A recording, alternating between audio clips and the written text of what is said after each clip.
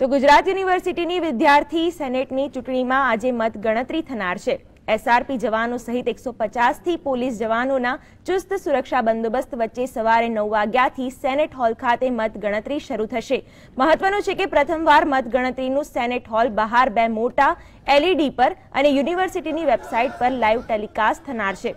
ગુજરાત યુનિવર્સિટીના કુલપતિ સહિતના સત્તાધીશો અને કર્મચારીઓ માટે માથાનો દુખાવો બનેલી વિદ્યાર્થી સેનેટની ગઈકાલે થયેલી ચૂંટણીમાં આજે મતગણતરી થનાર છે।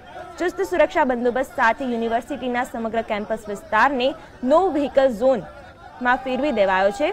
આ ઉપરાંત યુનિવર્સિટીના બંને દરવાજા પણ બંધ કરી દેવાશે અને યુનિવર્સિટીના પ્રોફેસરો સહિત તમામ કર્મચારીઓએ ફરજિયાત તેમનું વાહન બહાર મૂકીને આઈ કાર્ડ સાથે આવવાનો પણ આદેશ કરાયો છે।